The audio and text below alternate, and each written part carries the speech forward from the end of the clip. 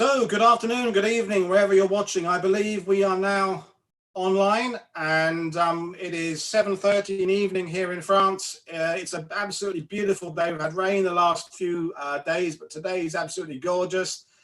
And we're going to be looking at the push up the F1 draw on June the 6th by elements of L Company and indeed 3rd Battalion of the 16th Infantry of the 1st Division.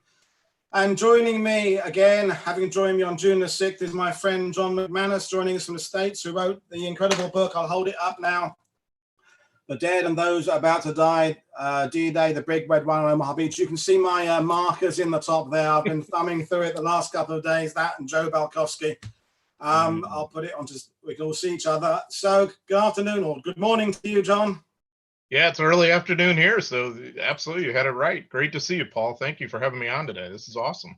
And we've got two camera people out there. So we have Duncan, who is actually in the water. The idiot has waded out in the water to give us the view L Company 16th Infantry would have had on June the 6th. Slightly less Germans around today, although there were loads of German camper vans there yesterday. So is that right? They had beaten us there just like they had in 1944. And Mag, my other half, is up giving us the German bird's eye view from the top of Widerstands 60. So with the two of them there, we will be able to tell this story and maybe answer some questions, raise some questions. There's things that John and I are both still confused about, having looked at this action for how many years we have. And maybe today, when we're doing it live, maybe we'll actually sort it out. Let's see. Let's hope.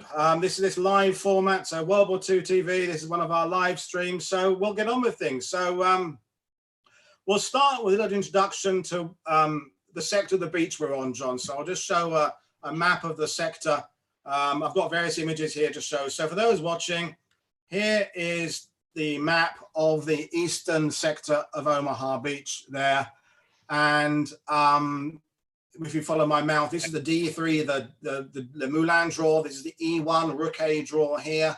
And over here, the E3 draw. And the furthest east of the 5 draws is the F1 draw, which is over here, which is the least distinctive of the 5 routes of Omaha Beach. It's a kind of fisherman's path where that heads up the little hamlet of Carbourg.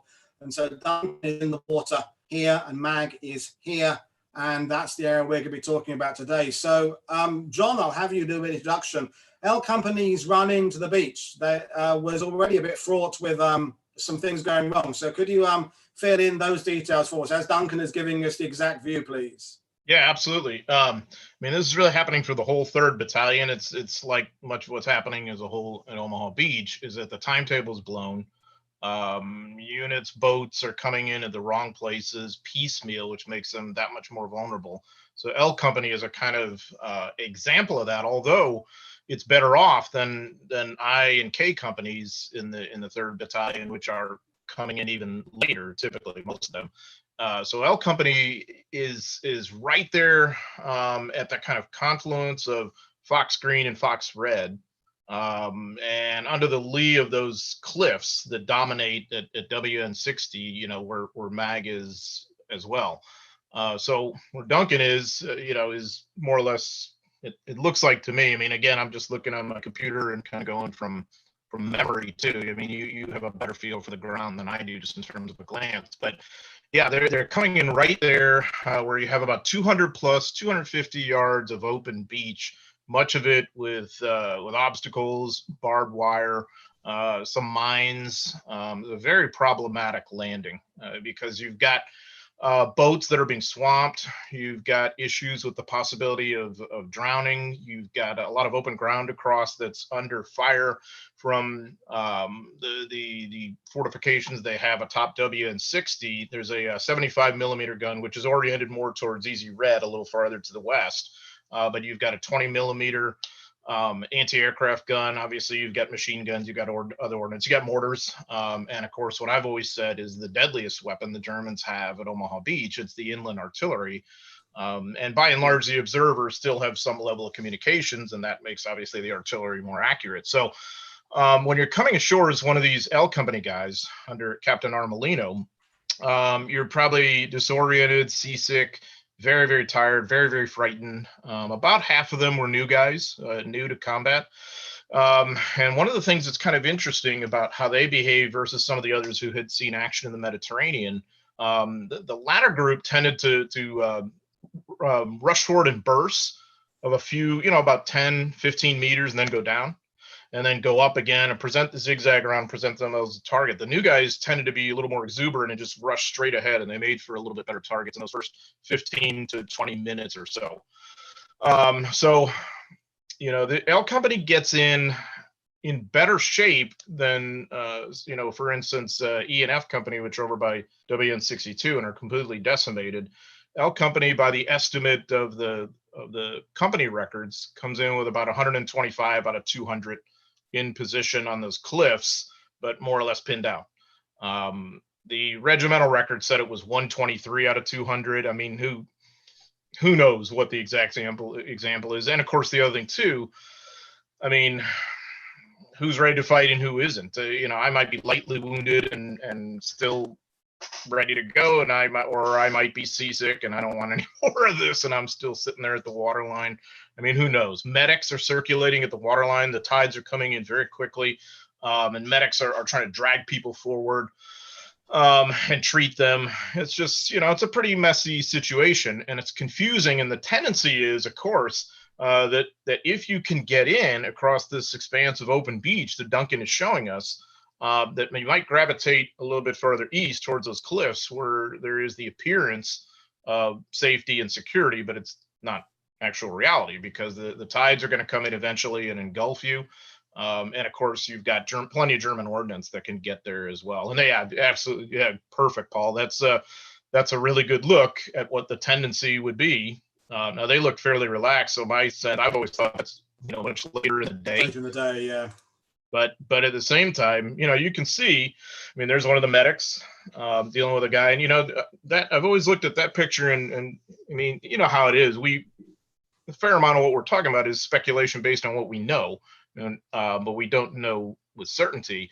But I've always wondered if this guy got his eye injured by some of the rocks that are flying around and explosions that might have nailed him in the eye or something like that, has sort of been my impression. Because as you got a lot of fist-sized rocks that are there and nearby, and pieces of the cliff, which can multiply the fragmentation effect. This one, it looks, correct me if I'm wrong, Paul, it looks like to me this guy on the left has a captured German cap. Yeah, that's what I've always thought. It's an odd one, isn't it? Or it's something he picked up from a sailor on the beach or something like that. But it looks German to me.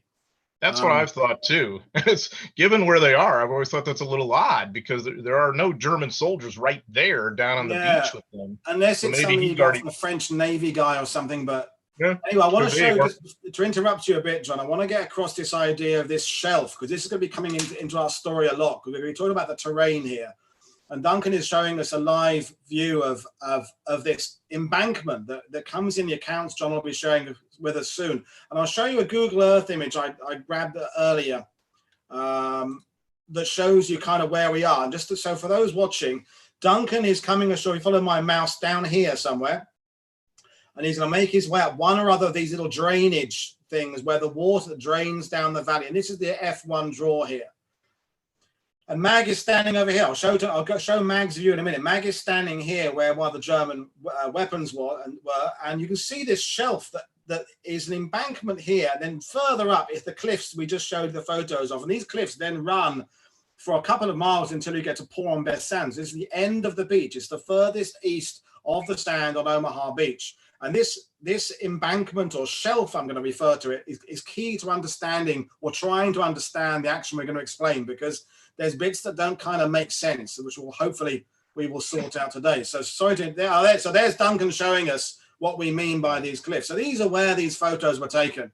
And it's a very distinctive part of Omaha Beach. I'm sure some people are watching this have tended to visit the western end, the National Guard monument of Vierville-sur-Mer. That's where the bus tours tend to stop. And this bit, you've got to walk down the beach. It's not as easy to get to.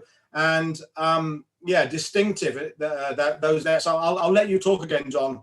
Yeah, this part is more forlorn. You got to want to get to this part of Omaha Beach, and depending on the tides, and Paul has so masterfully set this up to where the tides are pretty much as they were for L Company and the rest of 3rd Battalion, as they're coming in that day. But there's a lot of jagged rocks. There's a lot of boulders. I mean, you got to do some level of climbing the farther east that you go. And then, but it's worth it, because as you stand underneath there, you really do get a sense of, if you're an individual soldier, how you're being dwarfed by the geography, much less what kind of defenses could be lying in wait for you up on WN60 and anywhere else that you could be taking fire. But you can also get a sense too that there could be little nooks of this that you might gravitate to as taking cover. But from a leader's point of view, the longer this goes on, the more difficult and problematic and perhaps disastrous it could be, because, as I mentioned, the tides are going to be coming in. So this will be a completely untenable place to be, the longer you're there. But also there's German ordnance coming in, and nothing is going to happen on Omaha Beach until we get off here and start to go up and deal with WN60. And the longer WN60 is in play, the more dangerous Easy Red and the other portions of Omaha Beach are going to be for everybody else who's landed there. And we'll really get a sense of that when we look from MAG's perspective. It's just an incredible view of the entire crescent of Omaha Beach. I don't know whether you can at all make this out behind me. I did this purposely, Paul. This is my, my main desktop computer, and it's got. No, we can't see that. Can't see it. It's just in white, unfortunately. Well, it's got a picture that you and I took when we were up there. Oh, right. Okay. At WN60, and it just gives just incredible perspective. Well, I think let's bring in Mag's view now and show the view from the German side. And by the way, for those we're getting questions coming in, and the reason we picked today, although it isn't June the 6th today, is we're doing this effectively live in real time, except 12 hours later. So it is now 20 to 8 on the evening, but imagine at 20 to 8 on June the 6th, the tide right now is the same as the tide would have been within about 10 minutes of how it was. So we carefully chose it to give us as realistic an idea of this view. But let's bring Mag's camera up. So Mag's view there, because Mag is currently where a German 75mm gun it was on one of two that were at WN60. If you could, I'm trying to say where Mag is. So Mag is, I see, there's the trench line there. That trench there is running along the cliffs at WN60. Now I'll show you, are you going to go through to where the gun is, Mag? Go down to where the 75 was if you can. But no rush, don't fall over. Right, she's now going through this little gap there. And I'm going to bring up an image in a minute and show you exactly where Mag is. Now, for those watching, we're talking about 76 years later. There's a lot more undergrowth here than there would have been at the time. But Mag is, I'm making sure she doesn't go too far. I don't want to lose Mag off the edge of the cliff there. We did a recce of this yesterday, so we know where she's going and where she's not going, so we should be fine. But right there, if Mag pans round the bunker to the right, Mag, first, just show us the bunker. Now, we can't see that very clearly, but that is the entrance to the support bunker for a 75mm gun, a German gun, a 1917 model F231 7.5 centimeter howitzer. Now, think of that thought there. Now, Mag, pan around the beach. Now, you're doing exceptionally well, both of you, Mag and Duncan. So, okay, there's lots of undergrowth there now. Now, Mag, don't fall off the edge, Mag, but there's the view down to the beach. Now, I'm going to show you a photo taken a few days after D-Day to give an idea of the view we're looking at. So here we go with the photo. I have to find the right photo in the thing. So here we go. Now, this is a kind of fairly famous photo of Omaha Beach. But if you look at the bottom of the photo, I'll zoom in on it. You see where my mouse is? There's the barrel of the 75mm gun. And there to the right is the bunker that Mag is standing in. So Mag is basically standing and look at the view you had then. Now, okay, this is a few days later. American bulldozers and engineers have been laying waste to this area here to make it all for loading of supplies. So the terrain has changed substantially, but the view it had, if you look across here towards Easy Red, the distance over there, and this is obviously a few days later with the ships all being there for the artificial harbor, but it gives you an idea of what we're looking at. So Duncan is down here somewhere where the LST is, and Mag is standing right here. So there's the barrel of the gun again. I'll now show you another photo of the gun taken a couple of days after D-Day. This is a photo I have. It's an exclusive one. The daughter of that veteran gave it to me. He was in the engineer brigade. So Mag is standing basically here, okay? And you can see that same view down the beach in the back, and the bunker is there. But all this is overgrown these days. But hopefully you're appreciating those watching these photos we're bringing up for you. So there's the view of WN60. Mag, you can go back to the safer bit now. It's superb camera work, and it conveys how different the location is today than it was during the time of the invasion. And you can barely see across through the undergrowth there. But be careful, Mag, as you go back, and I'll let John carry on the story. Yeah, He's you really back have to, a little bit now. Way to go, Mag. I mean, that is so amazing. You really do. When you go there nowadays, you have to be careful because, I mean, there's all these jagged places and holes and foliage, but you get a sense too, when we look at the 1944 image that Paul just showed, how much work the Germans. What? The image is behind me on my screen. I chose it for my backdrop. Oh, right. As well. Right.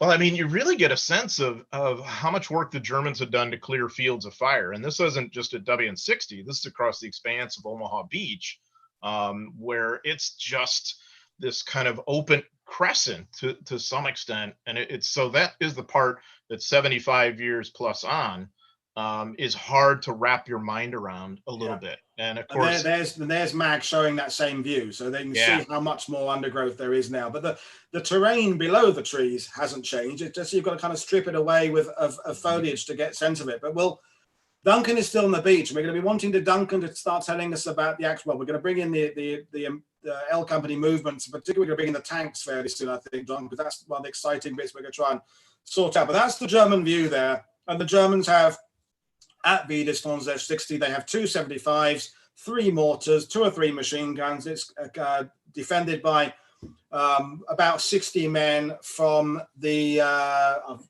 just lost my notes. Bear with me. It's under a guy named. I left my notes in the printer. So 726th Grenadier Regiment, 716th Static Regiment. There's one of the mortar emplacements there. So that would have had a 5-centimeter mortar. Pre-targeted, pre-ranged to hit whatever sector of the beach it was intending to, probably sort of near Easy Red, E3 draw, something like that. We'll go back to Duncan, I think, for a second, and we'll come back to you again in a minute, Mag, doing superlative work here. Thank you. So Duncan is back on the beach. Oh, yeah, yeah.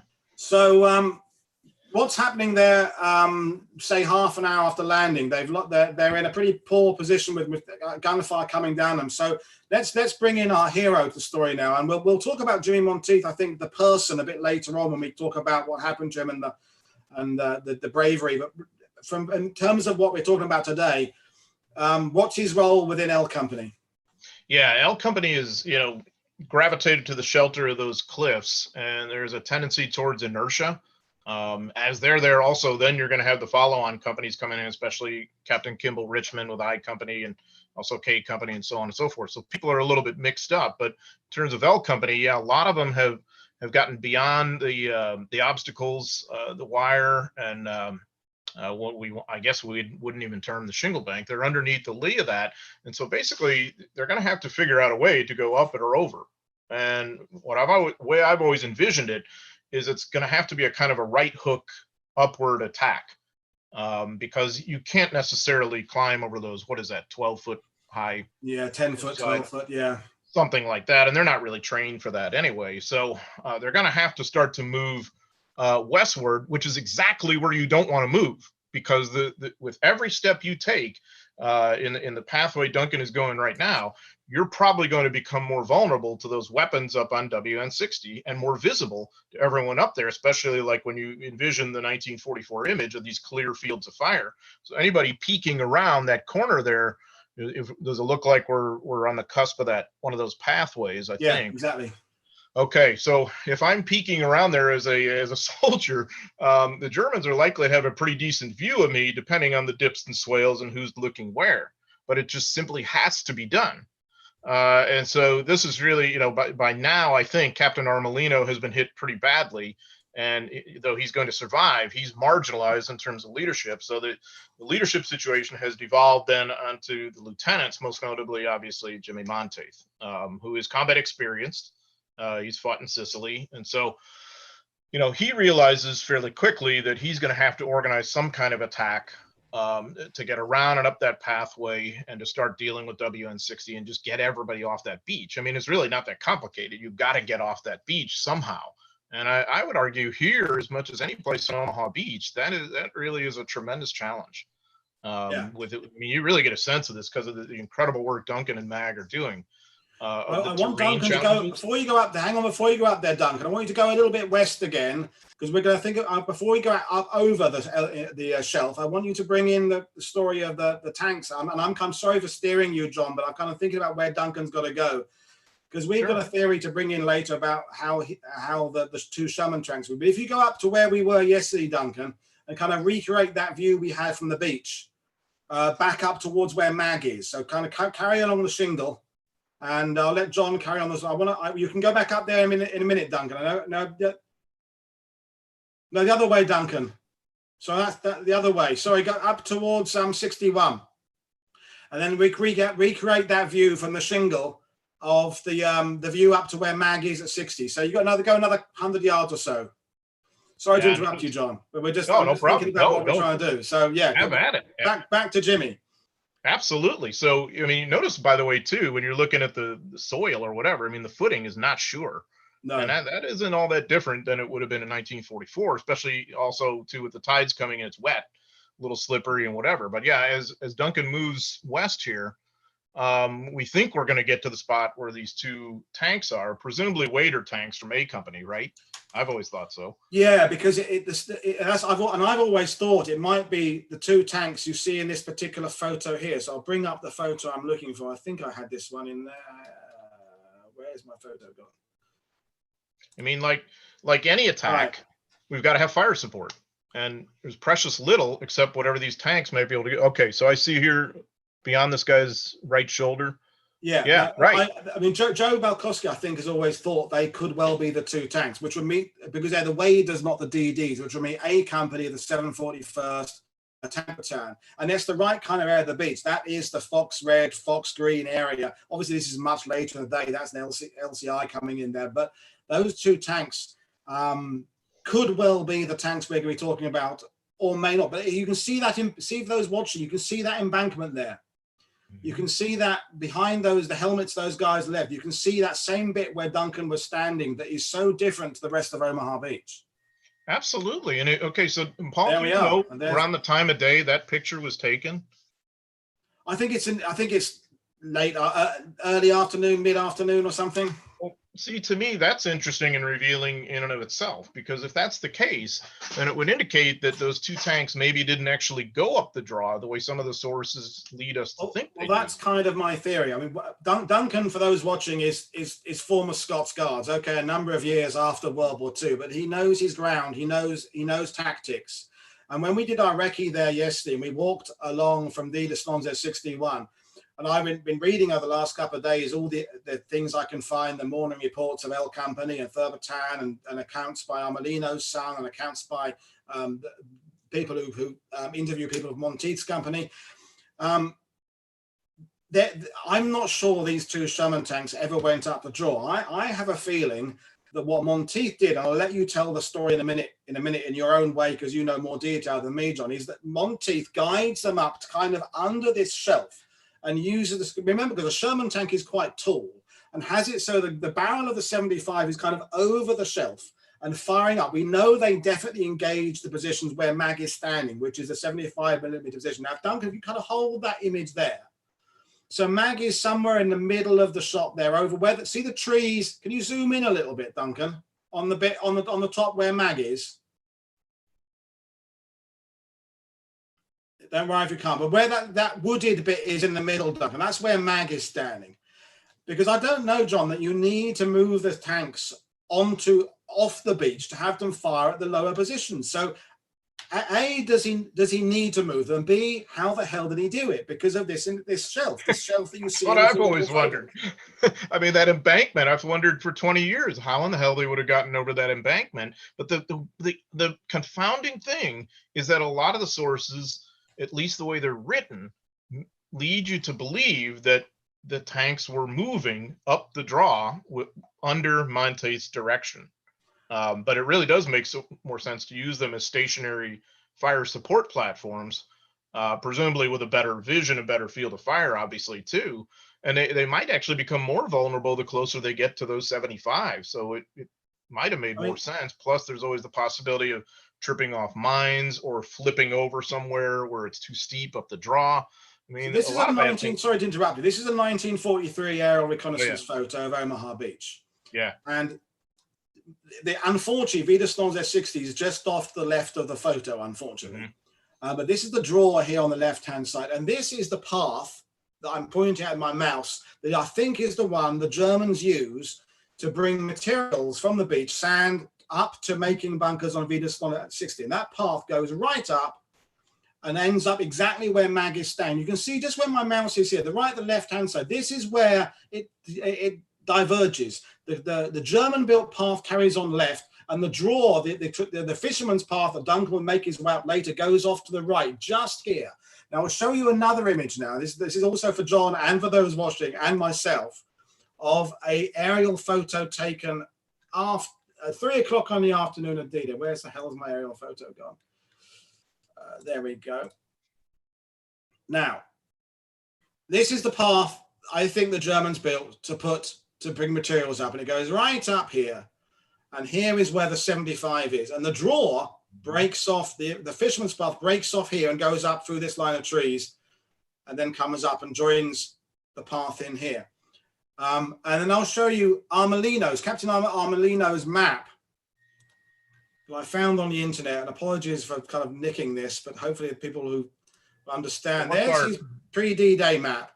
And there is the path marked on there that he, as the L Company commander, would have known about, that leads right up. And there you can see, I'll zoom in, there is a 75mm gun, and that's where the two mortars there. And there's the actual fisherman's path, except it's not there. Now, to go back the tanks, to get the tanks onto the bit behind, you have to go really quite further west. I'll bring up the original map again. So the Videston 60 is over here. Now, to get the tanks on, when we're standing here somewhere, you have to go right up here and bring them across the other side of the pub, which is the way Duncan walked there a few minutes ago. Now, maybe later on, the tanks reversed up west and then came off, and then later on he joined him. He joined them going up the jaw. I just can't see how they got over that 10-foot wall, and that's the thing that's always bugged me. And me too.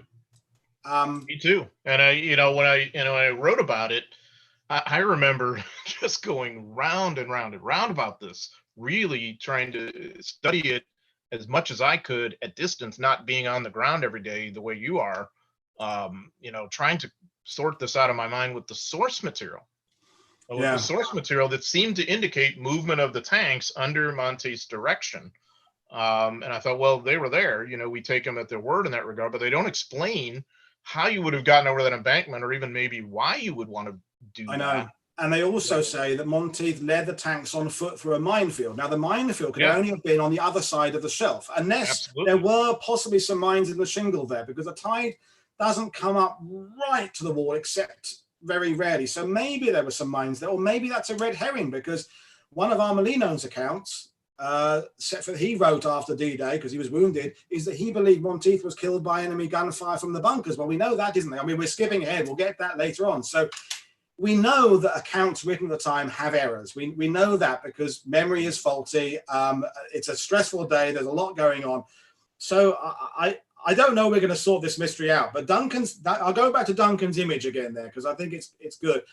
My feeling is he brings the tanks up to under the lee of this shelf and use them to fire directly up at the lower 75mm position. Now, Mag was at the higher 75. The lower one is just too dangerous to get to. It's about 50 feet further down through undergrowth. But I think, Duncan, maybe you can start making your way kind of towards the over the shelf. I think we've maybe talked about the tanks enough, and we'll let John explain, because I think some people watching this, John and I have kind of entered into geek mode. We've been talking about this for years and years. I think we kind of ought to go back and explain it in more sort of general terms for those watching who have no idea what we're talking about. We're having great fun, and people are saying they're loving it. So we're not doing anything wrong. But let's go back and pick up Monteith's story from. So he's on the beach. He wants to get off somehow, and he goes up to these two tank commanders and enlists their help. So relay the story as you know it. Right, and the point I'd like to make is that's really dangerous. The tanks are buttoned up, which means they're under some significant fire. They think they are. It means that they're blind and they're deaf in terms of what's going on. He's got to find a way to communicate, and that probably means exposing himself. And regardless of what happens with the tanks, where they go, this is a pretty substantial leadership moment, because any one of us, I think, as a rational human being, we want to stay right where Duncan is right now. What we think is safe. Monteith has had to gravitate east, where it's becoming more dangerous by the moment, in order to compile some kind of fire support for any of us to get up that right hook attack up the draw in the direction of where Mag is, which is going to be quite a challenge, partially because of the mines and the barbed wire, but also because of the exposure. The enemy has the high ground. We're on the low ground. We're trying to move up. And we've got to have some kind of fire support for that. Otherwise, we're in some trouble. So the tanks perhaps are going to help in that regard. I guess some mortar crews, machine gun support or whatever, but it's, in the end, it's going to come down to small groups rushing forward through dips, swales, ravines, gullies, however we can to progress forward. Each one of us has to expose ourselves to make that right hook. And Monteith is a key player in making that happen. He's not the only one. Lieutenant Williams is another good example.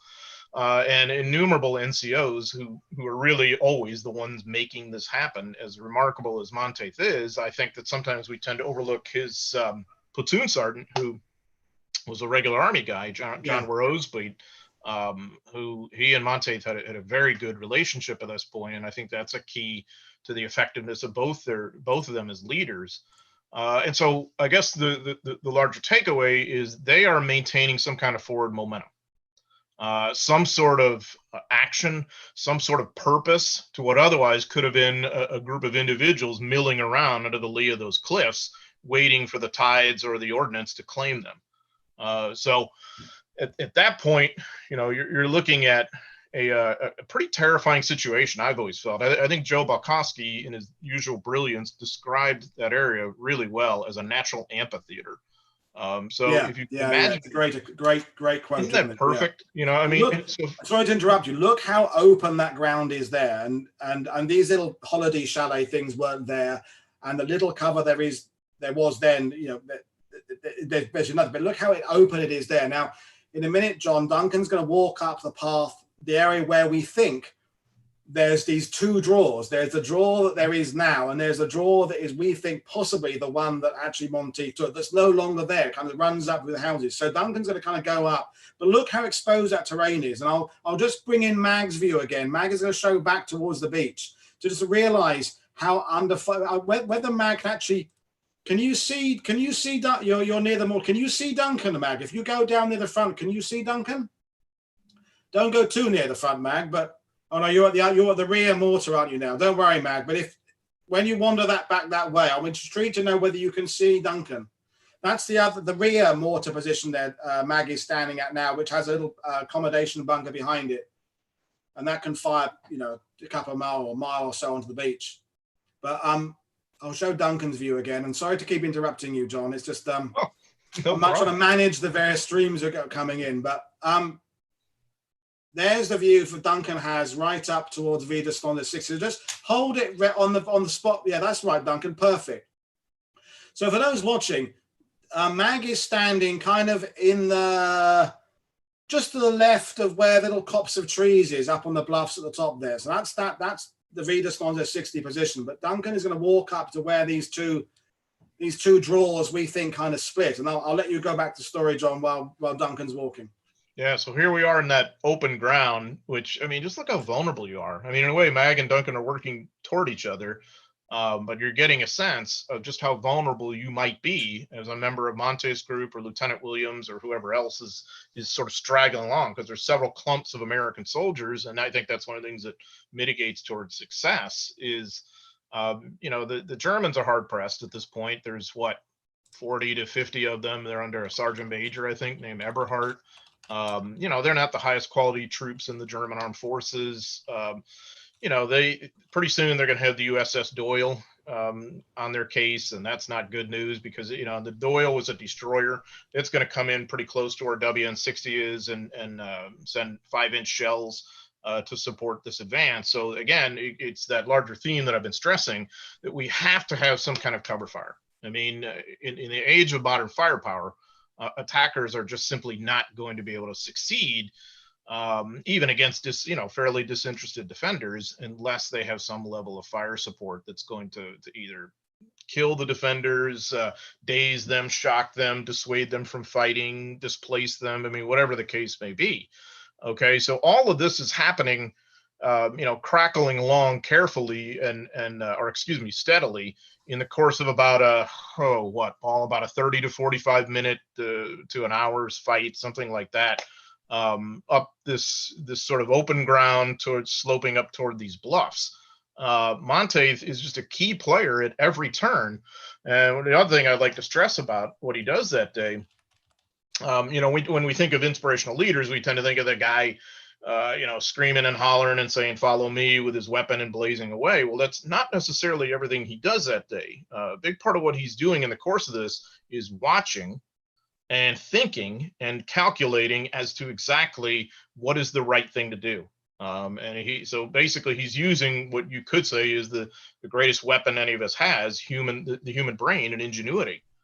So he's figuring out where the vulnerable points are in the German defense. He's figuring out how to maximize the effectiveness of those tanks, whether they're remaining on the beach or with him. That's not necessarily the point. The point is he's maximizing whatever assets he's got on his side that is steadily causing serious problems for the Germans. So I've always thought it's the combination of that kind of relentless advance that you see from L Company and others too, from 3rd Battalion, who are coming in tandem with USS Doyle, in tandem with the Sherman tanks, perhaps some supporting mortar fire from under the cliffs, obviously supporting machine gun fire. All this kind of stuff is what helps you steadily work your way, because I think you're looking at Duncan's point of view here right now. You could see, look at the high ground brooding over you. That's not terribly appealing. You've got to find some way to take shelter as you're going up there and to have the proper fire support. Now, to interrupt you again, this is the key bit. This bit where Duncan is, I want to show people and you, John, where Duncan is right now. I should bring up the Google Earth image first. So this is the Google Earth image. So Duncan is standing where my mouse is, right here. So between the bottom of the conventional path that people who may have visited normally have walked up that path or down that path. Now here is where originally this German track continued straight up to the 75 over here. And I'll show the other view that shows that. I'll show you Armelino's map again, which is there. Yeah. So Duncan is right here. Yeah. And so at this point here, there's a fisherman's track that goes up this way. And then there's this German-built path that takes materials up. Well, we think that's what it's for, to bring materials up to 60. Now, the accounts that say Monteith goes up the draw, we've always assumed, myself included, that means the fisherman's path going here. But having been there yesterday and having reread your stuff, John and Joe and stuff, I'm kind of wondering whether this isn't the route he took, because it's more direct. And it means he's using the terrain, just as you observed there, John, better than because when Duncan comes back to go up this north, there's a really nasty bit for 100 yards where you're completely open to any gunfire. But here, though, maybe, just maybe, he's thinking that this kind of going under the gun, so kind of where that gate is, kind of using a path that goes sort of straight up to the bushes on the top there. Now, obviously, the path has long since gone, so we can't really imagine it, and we can't really trespass into people's properties. But I have a sneaking suspicion that that is actually where Monteith at least initially went. He may have come back and doubled up and joined the original track a bit further up, but I have this hunch that that's the way he went. And I could be completely wrong. And, the thing about history is we never will be 100% certain. History is written in pencil, not in pen. But I've got a feeling that's where he went. Very well could be. I mean, like any smart, small unit leader, he's going to go where he has the best cover. You know, I mean, so if that's where it is on this day, that wouldn't surprise me at all. You know, I mean, you made a good point. I mean, history is never 100%, especially combat history. One of the things that really struck me as I researched this book is, you know, trying to chase down every possible source, every possible point of information, you know, and I'd find that really good sources can conflict in what they think happened. And you and I may be right there together on D-Day, and we may have completely different perceptions of what we did, where we went, what happened. I mean, who knows? So no, I think that's all very reasonable. Or it could be all the above, in the sense that, you know, maybe he does gravitate a little more right in that open area, like we had tended to think. But there's also the original map. I'm going to show the map from the that we've all been using for years, which I haven't shown yet. So we've all seen that one for years on the internet, and there's these three distinct, or two arrows, one that branches, and the point again Duncan is at is here where these paths merge. So that is saying a movement went straight up towards 60. Now, whether that's Monteith or that's another one, I don't know. Someone went this way, and someone maybe went that one, and that is where Duncan is right now. And okay, well, as John said, we may never clear it up exactly who went where, but certainly, according to that, a group of men went kind of directly under the guns, which kind of makes sense, because then the guns are firing over you. If they're engaging targets of 75s down easy red 2 miles away, and they haven't maybe even seen you, amongst the fact they've got thousands of targets down further west. Has anybody at 60 even seen Monteith? Because Monteith hasn't got many. He's got, what, 30 or 40 guys with him at this point? At most, yeah. Yep. So maybe he hasn't even been seen. And so this is from Taylor's Omaha Beach. Is that where this map is from? Yeah, I think so. Yeah. Okay. Yeah. Well, I mean, of course, and that's based on the post-action interviews with the survivors. It's based on the company morning reports, the company histories, and so, you know, it makes total sense too that you might have sent different groups in different directions to overwhelm and envelop the Germans, present them with too many targets, and that you're going to have them outnumbered at some point. And yeah, I mean, I would think that at some point during the day they're going to be fixated on all those wonderful targets they've got on easy red, because there's still more troops coming in. And they may not have a good sense of who's right underneath them in those ravines there too. You know, the interesting thing too about WN60, I mean, I know Simon True from Sandhurst has been studying this for years, of how long portions of WN60 held out.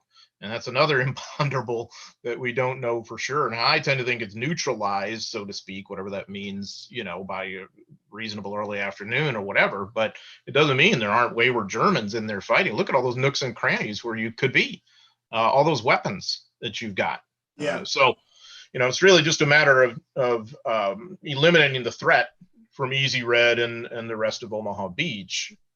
And that is, of course, what Monteith is concentrating on, in addition to the survivability of his own unit and the rest of the 3rd Battalion, trying to get them off this beach and start to move in and secure that entire eastern flank of Omaha Beach, which obviously is the mission of 3rd Battalion. So they're fixated on that, and on pushing eastward, obviously, to link up with the British, too. Now, Mag has moved to a position a bit further east, near the water storage and, in fact, the original observation position, because theoretically, if the image was good enough quality, Mag could be able to see Duncan from where she is now, but it's not really going to be possible there. But you can maybe see from Mag's position there that directly in front of Mag, so down towards where Duncan is, maybe you can't be seen. Maybe that is the way to approach. Maybe because the draw is just in the middle. If you hold that shot there a minute, Mag, can you zoom in on the bottom of the draw? Can you zoom in a bit, Mag, so you can see the track down there? I'm making these camera people work very hard. I owe them a meal later on. You're a slave driving director. Yeah, I'm just sitting in my desk, and they're out in that lovely weather. So you're like a Chateau General, Paul. I mean, I know it's I'm the typical First World War, sitting 10 miles behind the line, like directing my troops. But you've got your lions out there, led by a mule. Exactly. So Mag, that's the view there where Duncan is. I'll go back to Duncan's view. Duncan, can you see Mag there? I don't know whether you can see Mag. Absolutely. Yeah. Absolutely. Mag yeah, I can see her, yeah. Okay, there, just there. I see Mag. Yeah, Mag. Mag should be wearing something bright and fluorescent, but Yeah, Duncan, do you want to give your view? Because we were there yesterday. What, as an infantryman, when you're looking at that terrain, which way feels the safest for you to go? I mean, it's a $1 million question, but you know, I don't want to put you on the spot. But what are you thinking? Duncan, unmute yourself. Sorry. Anyway, I muted you. Hang on, unmute.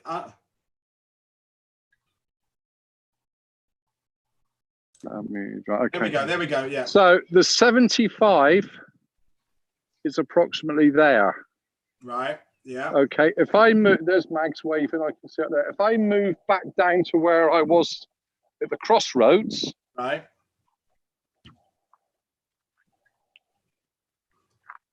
I'm out the way. I'm out the view of that gun.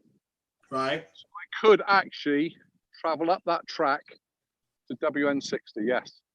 So does that feel more direct as well? Because don't forget as well, that is definitely got this.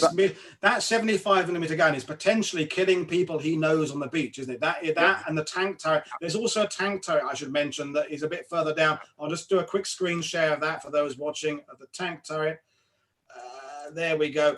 That's facing the other way, but that's about 60 feet below Mag. It's one of the old, 337mm French tank turrets there, but that is firing down the beach as well. But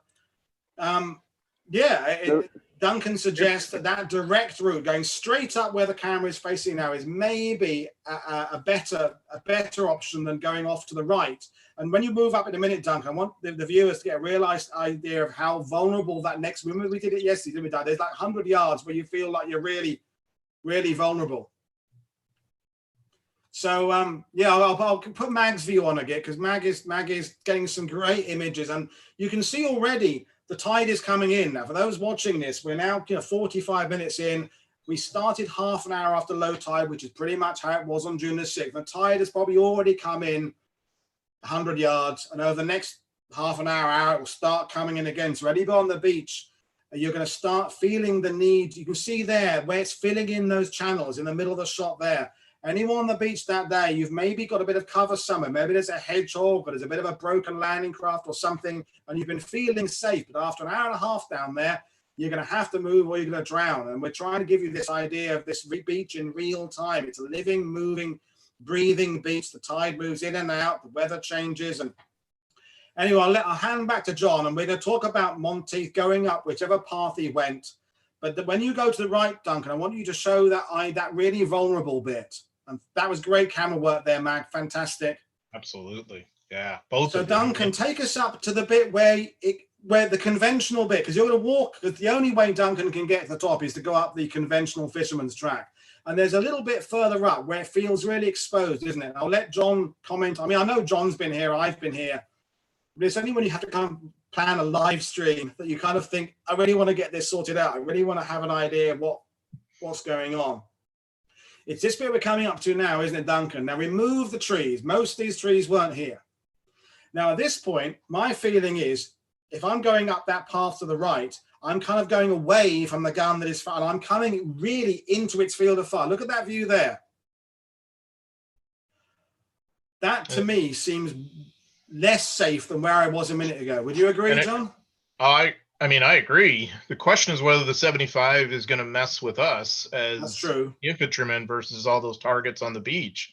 I might be, if I'm Monteith, I might be a little more worried about whatever machine guns could be protecting it that, might present a greater threat in the mortar position in the Tobruk where Mag was a couple of minutes ago. I think either spot is sort of problematic, but yeah, I mean, you both have made an excellent point that direct route might be more appealing. Now, based on the map that Colonel Taylor had put together in the great book, Omaha Beach, it looks like there's multiple efforts. And so it's maybe perhaps all the above. I mean, I've studied that map many, many, many times and tried to sort it out with what it could mean in relation to Monteith and the tanks. Again, it could be all the above, and that's maybe the way they remembered it, because maybe they don't know for sure what they did, that it was a blur. But I would say within about an hour and a half of this push off the beach, I'm not going to say you have WN60 neutralized, but you're starting to get it more under control, because also pretty soon you're going to be reinforced by a kind of scratch battalion under Kimball Richmond, who is another remarkable personality, commander of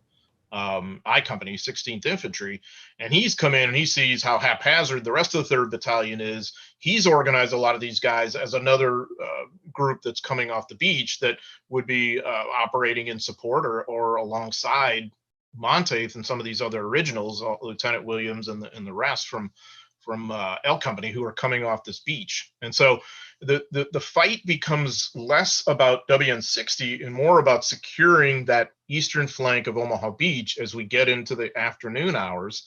And I would dare say this is maybe when, we run into the most remarkable of Monteith's actions, when you have a German counterattack. And admittedly, it's not like a massive counterattack the way we'd envision in the movies or something. It's what do you think, Paul? A company or company size, something like that. We'll get to that bit later on, John. When Duncan has made his way up the draw, we'll do the kind of, well, I guess we'll call it the kind of, not the final stand, but the defensive bit, because he recognized that the terrain of WN60 is not really, it's defendable, but he can't see much. He wants to get a bit beyond. There's a little intersection of tracks where I think he's logically going to try and get himself, because you can see the ground ahead of you. You can see the road network coming in such as it is. And from WN60, where Mag is, you can't see, you can see down to the beach. In fact, Mag, while you're there, Mag, you've got a great view of the beach. Can you show the camera around to your rear and show inland, please, and show how you're you're lower than the ground behind you? This is what I love about this idea of doing it live. So if you show back basically towards the main road, Mag, see how you can't see anything? Mm-hmm. There's no vision. Those trees there are at the top of the draw, but that position there has a great view down to the beach, but has an appalling view of the road network behind. So I think this is where, John, some of the confusion about exactly when Widerstands 60 was finally eliminated is that there probably are German positions down in front of Mag there somewhere that may be holding out till even late in the day, but the odd rifleman here and there, because there's a network of trenches there. Because again, something I should have mentioned earlier is the reason some of the defenses there are deeper into the ground is there was a pre-war chalk quarry there. The French have been digging chalk out of there for, I don't know, hundreds of years. And when the Germans started building there, they kind of dug in and extended some existing underground works there. So the underground tunnels were more substantial there than perhaps further west on WN62 or 61. So maybe there were these Germans still being winkled out from these underground positions hours later. But the point is, and I'm going to let John talk again because he's the real expert. I'm just the tour guy. But when he's moving up the draw, whichever way he came, he wants to get a position beyond the 60 so he can feel a sense of a strong base to defend against counterattacks coming his way, because he is, and he probably knows this, the furthest east of any American soldier at this point of D-Day. There's everybody else is west, including paratroopers, 85 miles to his west. And now I'll put back on Duncan's view going up the draw, and we won't put the mic on, otherwise we'll hear him out of puff. And this is where I feel very glad that I'm sitting in my office, and because that bit is quite steep. We did it. I mean, Duncan did it. Is doing it now. We did it again yesterday, and it's quite a steep incline. But we'll get to the final stand, the defensive position later on. So, John, it doesn't really matter which way Monteith's group got to the Widerstands at 60, but I want you to bring in as well these other heroes, Williams and the staff sergeants, because it's not just one officer. There's a number of 3rd Battalion guys here. Are there any other people you'd like to bring into the story? Well, one person isn't even down, isn't even part of this. It's Staff Sergeant Raymond Strozny, who's dealing with WN61, which also opens the way, I think, more easily for many 3rd Battalion people to come up this draw. Strozny's down dealing with the 50 millimeter pedestal gun, in the main bunker there at WN61. He is doing that with a bazooka. He's working his way, he and other smaller groups that he's been influenced by, or is influencing, is moving around somewhat behind that too, all of which is running enough interference for these guys to begin doing their thing on the eastern flank. Moreau's bit, I think, is really intriguing too, because in some ways during the day, Monteith is a lone operator, out scouting, out thinking, working with the tanks, and of course later on during the climactic fight, moving from hedgerow to hedgerow and all this kind of stuff, if the sources can be trusted. He himself is holding together what remains of the platoon. And I think also, in addition to taking some of these positions in and around WN60, setting up defensive positions that are going to be vital later on to deal with that counterattack. So this is every bit as much an NCO's fight as some of the junior officers whom we look closely at. I'd also like to, I think background matters too. I'd like to, if it's okay at this point, to talk a little bit about Monteith and who he was and where he came from, or would you rather do that later? Go ahead. Yeah. We'll do that a bit later on, John. Okay. We had a question coming from Tim Blixt, one of my supporters there, saying, were they under fire, the L Company guys or the 3rd Battalion guys, from the position to the west? And possibly, my answer to that is possibly from the 75 or the 88 at Videsons 72 up in Vierville-sur-Mer. But the thing is, there were no German positions on the other side of the draw. There was not a Widerstandsnest on the other side of F1, which makes a bit no sense to me, because it's even higher that side.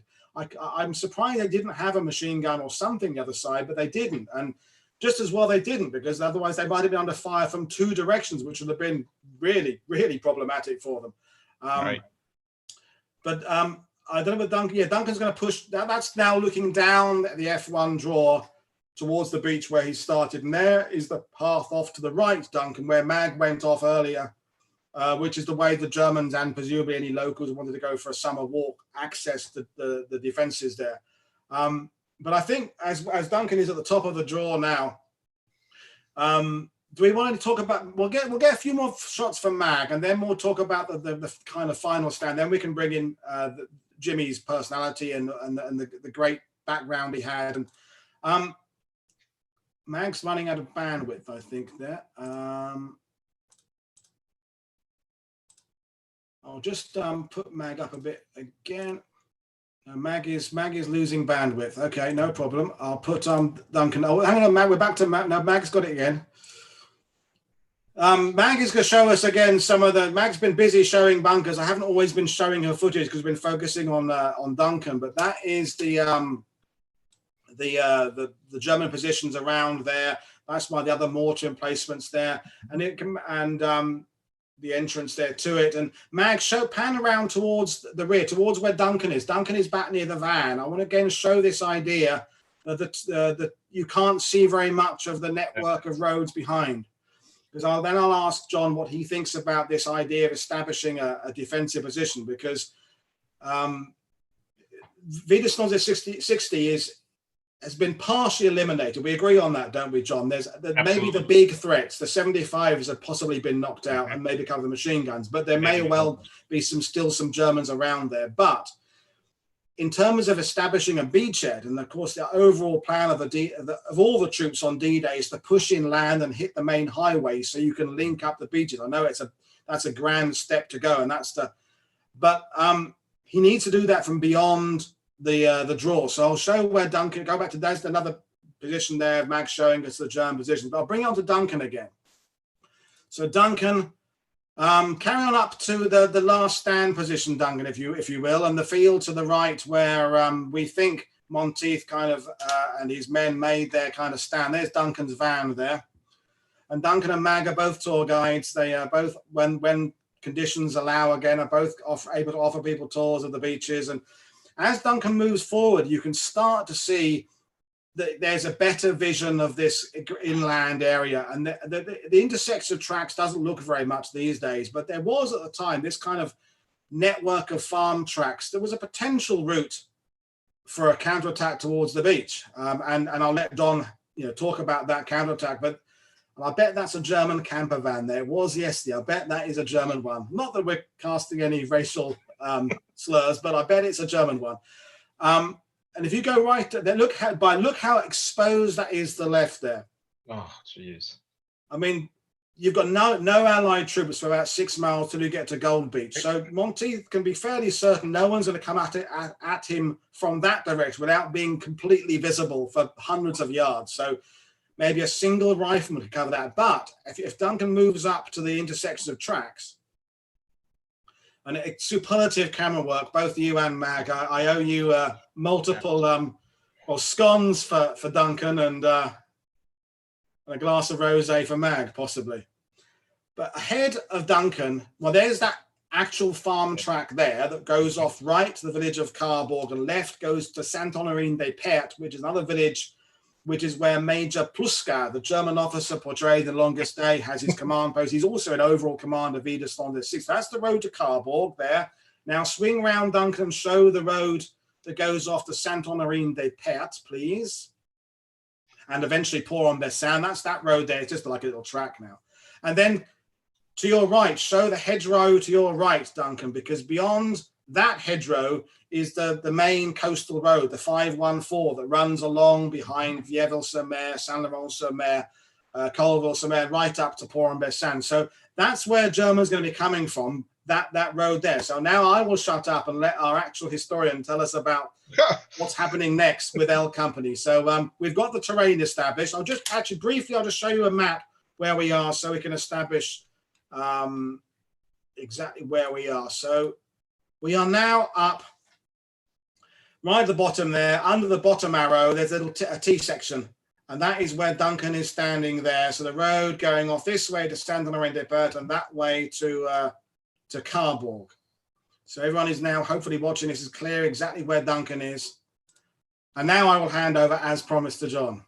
Yeah. So as we've said, the mission has sort of gravitated from neutralizing or seizing WN60 to now securing the entire eastern flank of Omaha Beach. And of course, eventually, once you're reinforced enough, and honestly, once the engineers can build enough roads off the beach and whatever else and improve upon these to link up with the British coming from the other direction of Gold Beach. So, so at this point, later in the day, Monteith and his survivors are going to think in terms of setting up defensive positions, and obviously they're going to try and anchor any of that in the natural hedgerows that they see there.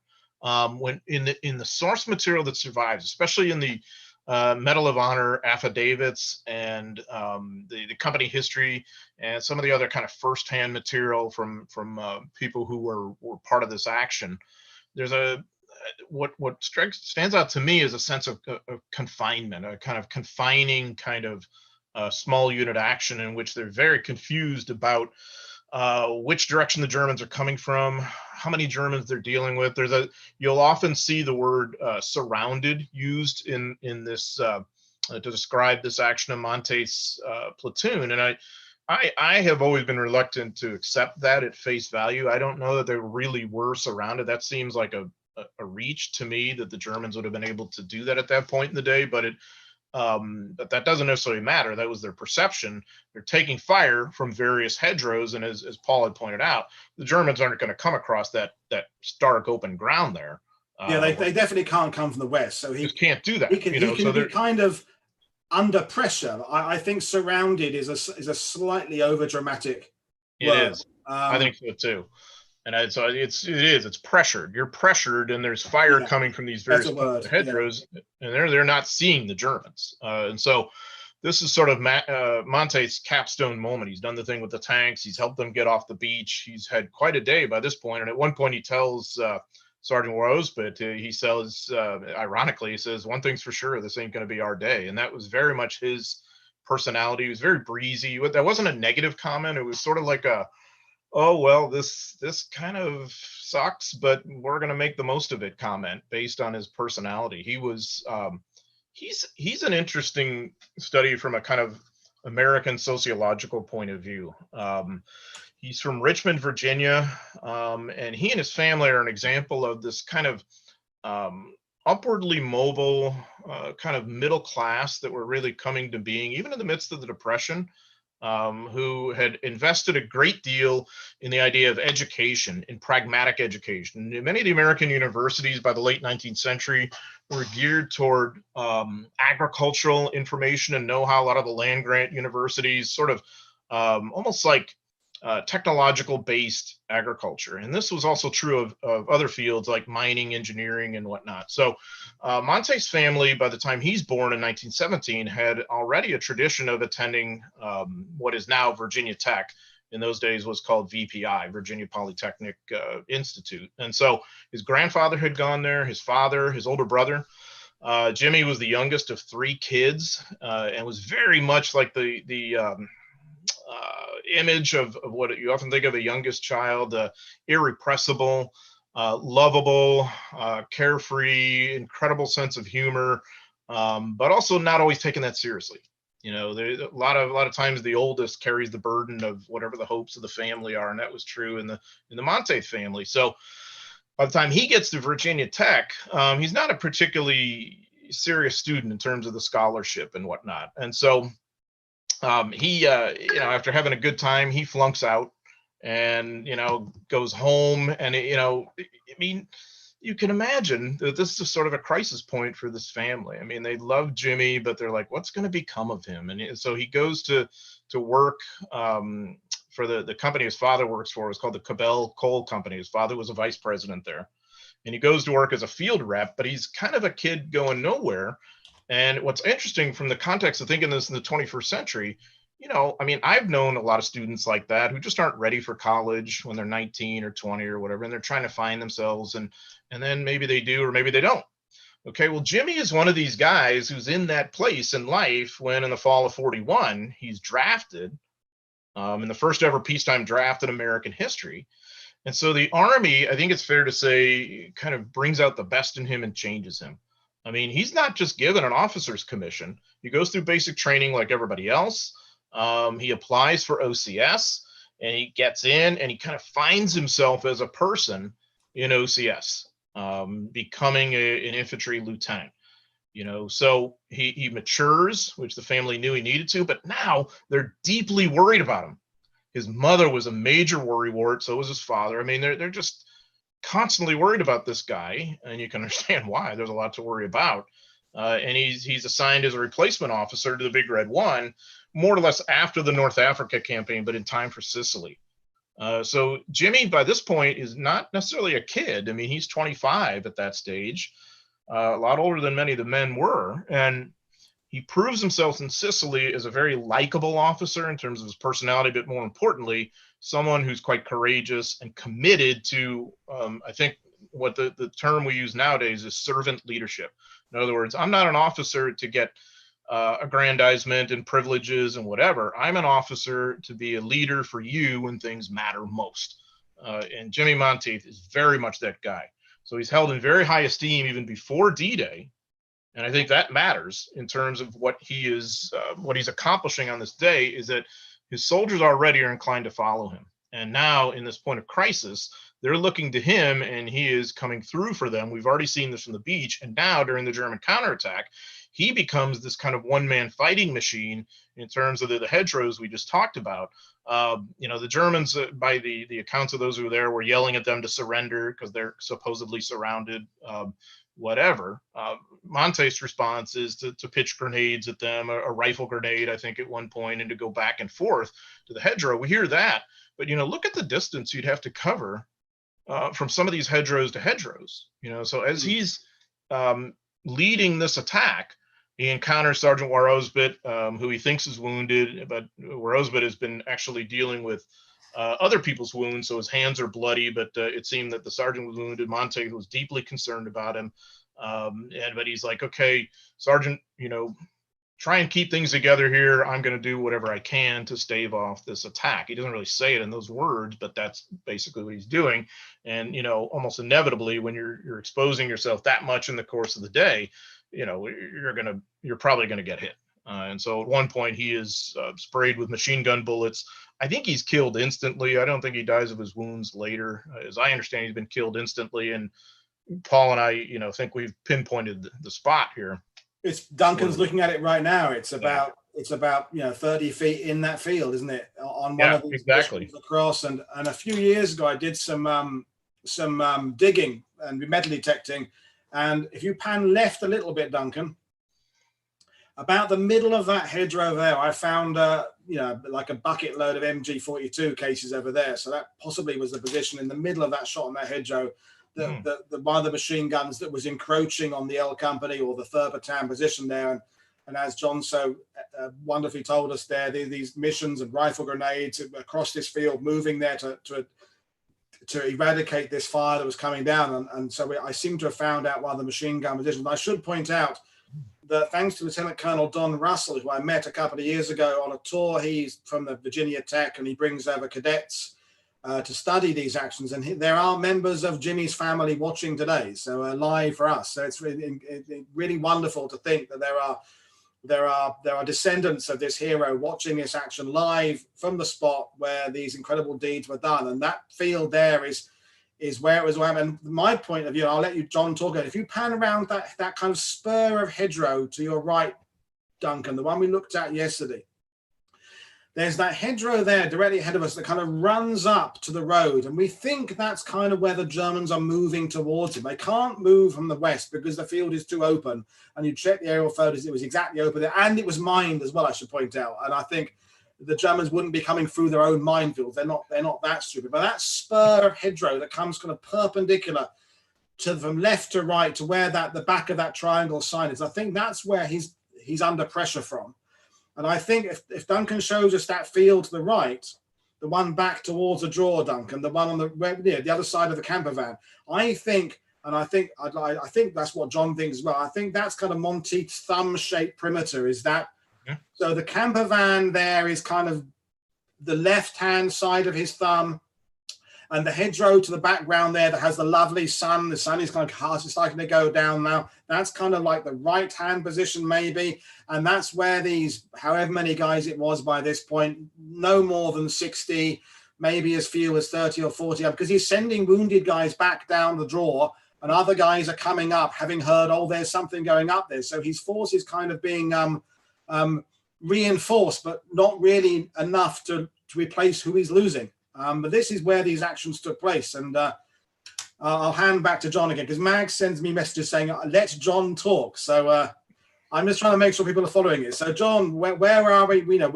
this Monteith dies at around 4 p.m., something like that? Yeah, roughly about between 4 and 5 p.m. And I totally concur that they're probably holding that kind of thumb-shaped position and the Germans are moving that direction because it's the road. The road matters. And, the Germans they know that road well, and they're going to have to transit it to get where they need to go anyway. And it's exactly what you would try and hold as a small unit leader.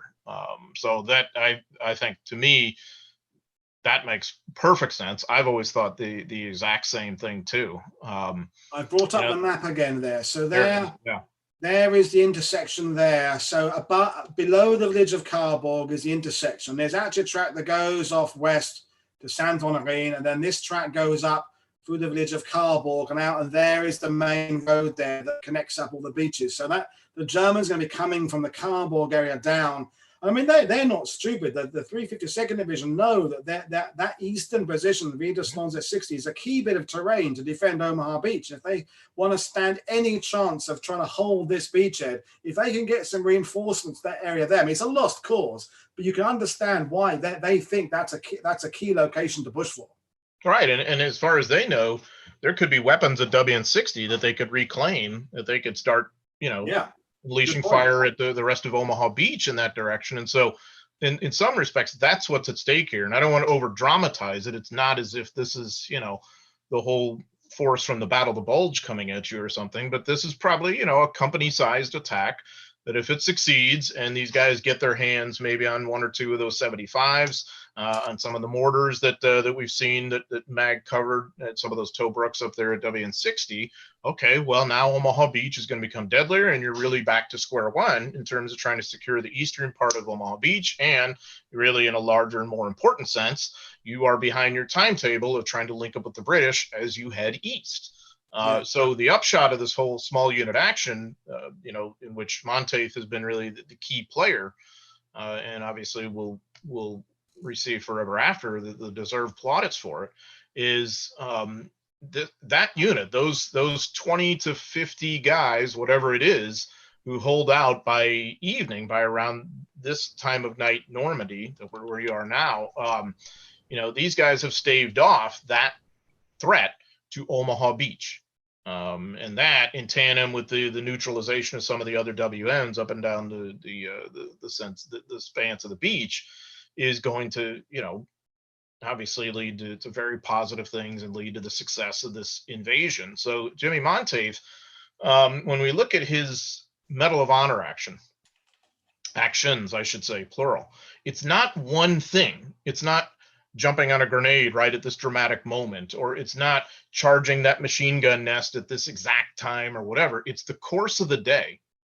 And so, when they nominate him, when they get the affidavits from the witness statements from the survivors, when they send all this stuff, and it has to go up through Army and through Army Group eventually, and eventually it comes before Eisenhower. And there were others who felt, other of Eisenhower's subordinates, including General Giraud, the 5th Corps commander, who is in command of all American ground forces at Omaha Beach.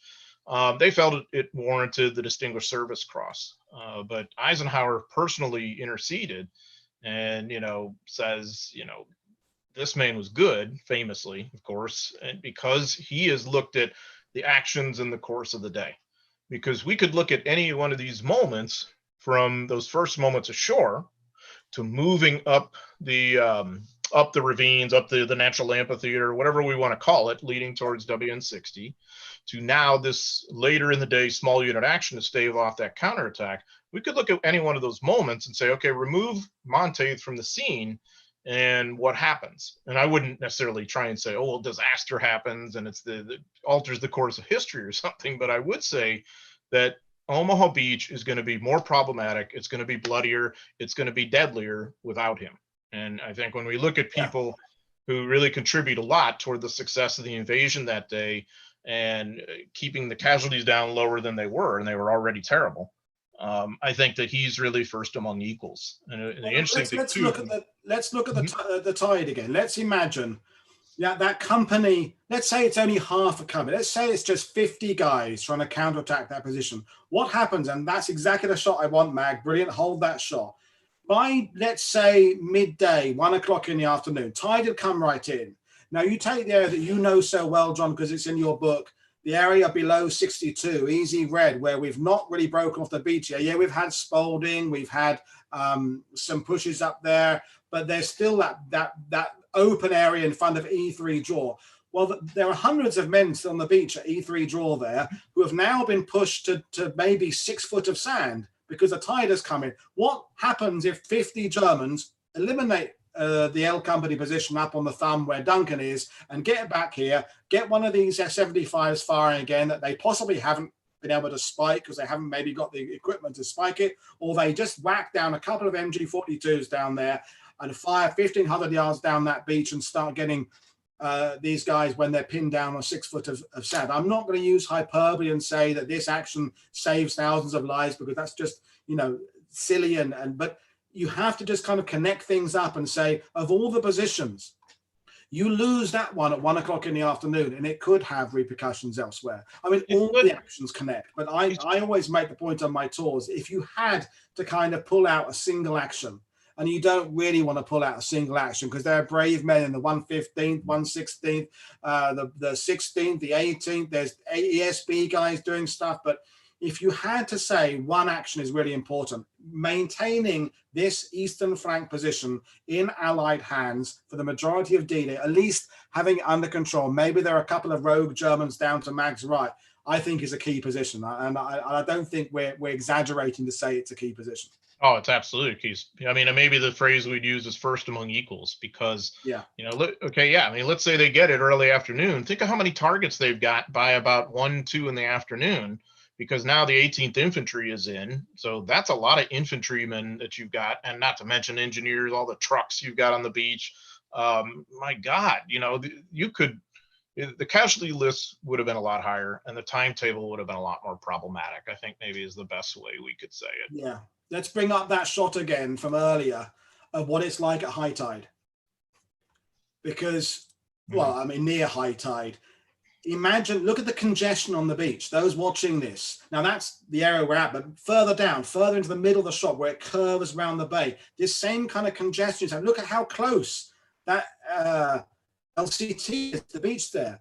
If that 75 gets firing, or one of them gets firing at 1 o'clock, there are potentially big problems ahead for people down further west. And I think it's important, although we're focusing on one action, to try and also think of the actions happening elsewhere. You've got Cota doing his stuff on the dog white in the same time, and Spalding and Dawson, of course, as well. And the action you mentioned with Strozny at 61, all these actions are happening pretty much at the same time. Because Mag asked me today, said, was Videstons at 60 the first one taken? And you go, well, it's really hard to say first, isn't it? It's an early one, but is it first? I don't know. It's really hard to say. I mean, I think you've got the Spalding Streisick group that's gnawing away at a lot of 64 pretty early on. But how's that happening in relation to what's happening at 60? I don't think we're ever really going to know that. We're getting a question: how much damage did the USS Doyle do to the Videstons nest? That's from Bob Kinnear down in Texas, another one of my fanboys and a history teacher down there who brings groups to Normandy. Smart guy. So USS Doyle, what do you think, John? Yeah, USS Doyle, I think, is a key player. In fact, it's so overwhelming and so effective that for a time, the ground troops are going to request that Doyle suspend its fire because the 5-inch shells are coming in too close to where the actual infantry were fighting. So that tells you that Doyle was firing with pretty good accuracy in the course of this day. Again, we've talked a lot about minimizing the damage and the casualties. Without Doyle, I think this is a bloodier fight. Without Doyle, who knows? Maybe Monteith never actually makes it up the draw. I mean, I don't know. But for a lot of times in studying this, I like to look at it from a German point of view. Now I'm juggling a lot of balls because if I'm having to deal with these maniacs coming up the ravine and the draw at me, in addition to maybe those 2 tanks firing at me, and now USS Doyle, which is really the most effective fire of any of them, that those 5-inch shells are just absolutely devastating to the Germans at Omaha Beach. You look at what Carmack was able to do in Frankfurt and in other spots, Omaha Beach, and when it's accurate like this. So I think Doyle is a major contributor. Well, in fact, look, I brought up the image of the aerial photo there because I think you can see the craters. The 5-inch craters, you think? Yeah, I mean, some of that's obviously the German positions and their own earthworks, but I think some of these must be craters. Sure. Yeah, I would agree. I mean, they may be from the aerial bombing. I don't know, though. That mostly kind of missed. I think they look too small for aerial bombing. Yeah, aerial bombing to me. But there's a lot of damage around here, though. Isn't it? That bit in the middle there, and that's exactly where that's where the lower 75 is. The one where Mag is there. The lower one was there, and that is going to be the one that Doyle can see. So maybe some of that. I mean, what's this big white blob there? I don't know what that is, but is that? There's one on the bottom left as well. I don't know. Either way, that shows you the position at the end of the day, and it's been heavily hit by something. Combination of Doyle and maybe those tanks too, but I think Doyle's probably done more damage to the landscape. Yeah. But Mag's got a lovely view of the sun is kind of not going down yet, but just what a beautiful shot there. Just forget about the war for a second. Let's just look at that amazing. We are very lucky to live in Normandy, me, Mag, and Duncan. We really are. Me and Mag do. Duncan seems like he lives here. Valerie's watching Duncan's other half. You can see also again how the tide is coming in. From the last time I mentioned it, it's coming another 100 yards. That sandbar there in the middle is kind of going to go underwater in the next half an hour or so. And for people who come to Normandy and see Omaha Beach, you have to see it at low tide. Duncan wading out in the water there was particularly brave doing that. But I can't believe the tour groups that park their buses up on the promenade and just stand on the concrete. You've got to see the beach from the beach. You've got to see it from the water's edge. And you've got to see it from that kind of view there. That hopefully we're bringing this to you in a way, those watching it, that you'll kind of understand the terrain, understand what these guys faced. And so you said yourself, John, about the Medal of Honor and Eisenhower, personally seeing to it that he received that decoration rather than the ESC. I'm going to show a photo of his grave in Normandy. Of course, the cemetery is only open to on appointment right now because of COVID, but his grave is marked with the details picked out in gold because he's a Medal of Honor recipient. This Richmond born hero of D-Day. And the other two Medal of Honors, Omaha, Pinder and Barrett, they're both extremely well deserved, but they're both in the kind of life-saving area rather than the pushing off the beach area. And I can absolutely understand why this is the one that has received the attention from the kind of the military buffs and the Sandhurst and the West Point, because it's showing leadership, it's showing aggression as a commander, where the others are brilliant, but they're about, rescuing in a sense. Right. Yeah. I mean, especially Barrett, of course. Barrett, particularly. And, yeah. Pinder, I think the way I see Pinder, it's about dedication. He's so committed to preserving the communication equipment that he's willing to do anything, in that regard. Monteith is a fascinating study in leadership. Definitely. And to reference the fact some of his family, or one of his members of his family, is watching, and there are cadets from Virginia Tech watching this today who've been to Normandy, and the comments coming in are fantastic. I think we've got a little bit to go. I think Bag and Duncan's batteries are going to be a bit running out a bit now, but they've done superlative work getting us these shots, and this has been about my most enjoyable one of these I've done. The weather's been on our side. John's been outstanding. So I'm just going to check if we've had any other questions about anything coming in. I don't think so particularly. I think we've covered everything we've been asked. Terry Woodham said, would there be medics with the force up on the there were medics there. Absolutely. Wherever they went, there were medics. Now, how many? I don't know. The medics are doing their heaviest work at the waterline, but as the battle starts to move inland, absolutely, medics are going forward with them. And so we mentioned earlier how Monteith's unit is getting whittled down by casualties. Well, I mentioned his encounter with his platoon sergeant. Well, that's exactly what they're dealing with there, is the number of wounded and how to get them back down, which was not such an easy thing and could lead to danger because, as we said, there could be Germans who are still operating in the area. So absolutely, there would have been medics with them. Yeah, so I've really enjoyed this one. It's been amazing. We'll chat on a bit more. There are people coming in and saying they're utterly brilliant. Jimmy defines the word hero, which I can't disagree with. And this is exactly how I wanted these live streams to work. We've got the best conditions to film it in. I've got the best person on to talk about it, and their images are cutting out now. So I think it's down to me and you possibly, John, as their batteries wear out, which is a hint that we could kind of wrap up and bring this to an end. But in terms of those who want to study this action in more detail, most of the tour groups in Normandy will take people to Videstans their 60, not the big bus tours, they can't get there, but the minivan tours, when they start again, can get there. Of course, I mentioned it earlier, but I'll mention it again. John has written numerous books, but there's the one that covers the 1st Division on D-Day, the Big Red Whale on Omaha Beach. Joe Balkowski, of course, is worth reading. You can download after action reports, mooring reports from various websites these days that go into more detail. I don't know that we'll ever resolve exactly how the tanks got over the shelf. Whether they did or didn't, I don't know. Will we resolve exactly which way he took up? Possibly not.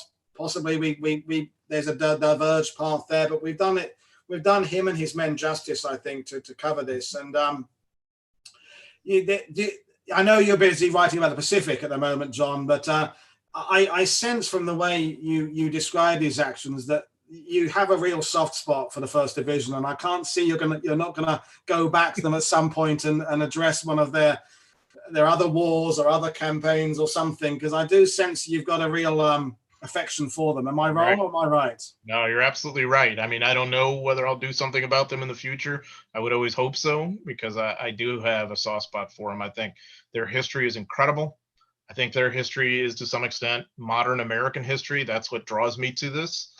And I think there's so many things to learn from their small unit actions and some of the key leaders. A guy we haven't even talked about at the senior level, Clarence Hubner, who I think sets the foundation for a lot of this too. It really is just endless. And so yeah, I'd encourage everybody to take a look at the Big Red One's history. Flint Whitlock did an excellent book about them as well. Greg Fontenot did one about them at Desert Storm, which was just fascinating. He was actually there. Yeah, you can't go wrong. No, it's always, no matter how much you know, you can always learn more. And I like the idea. Are there the two camera people are coming together now? Duncan, he's still wet. I'll just see. Are your shorts still wet there, Duncan? Because he waded out there. But sorry for the viewers. We're now going to have to look at Duncan's legs now, just to kind of, you know. That's awesome. But thank you very much, Duncan. Duncan, have a say hello and thank you, Duncan, and thank you, Mag. Do you want to show us yourself, Mag? Give us a wave, Mag. Yeah, hello, Mag. Well done.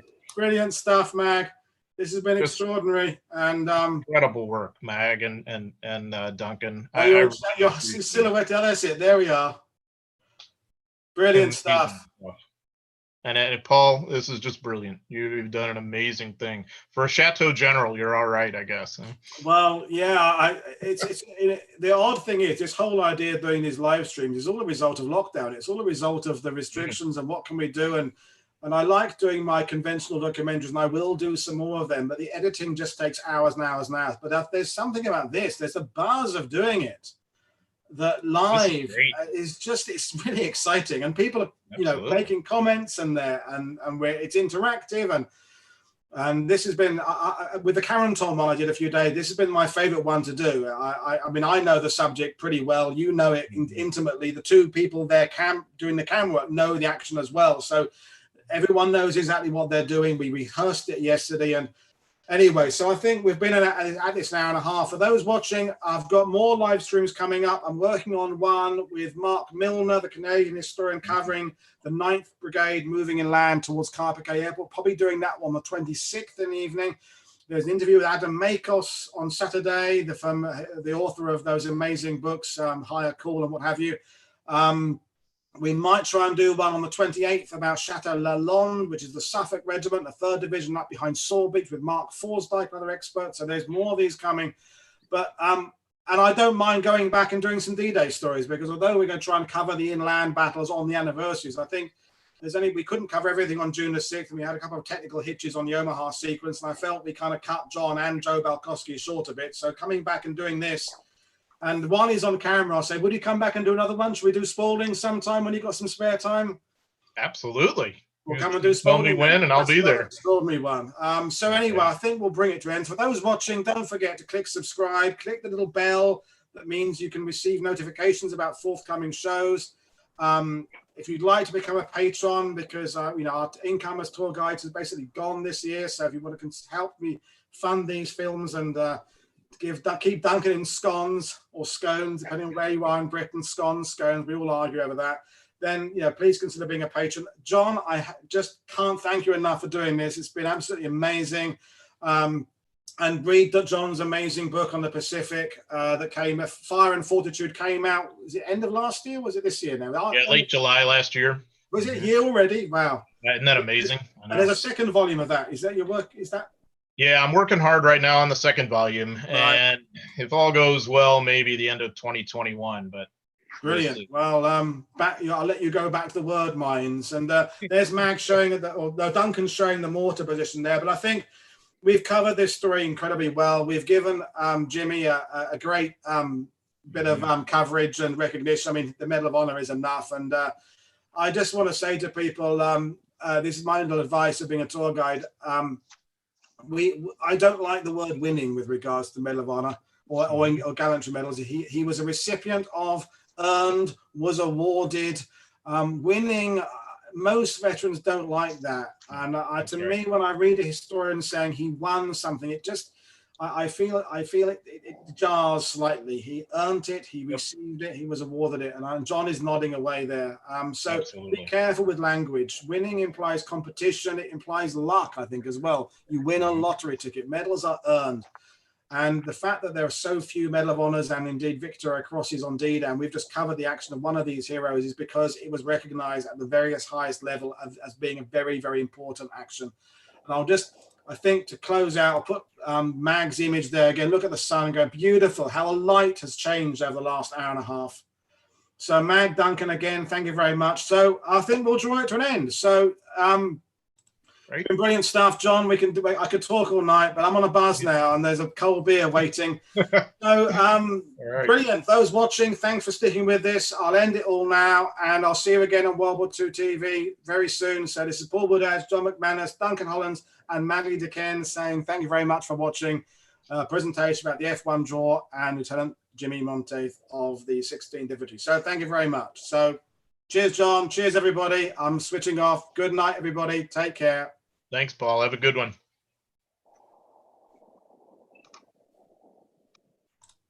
Right, good.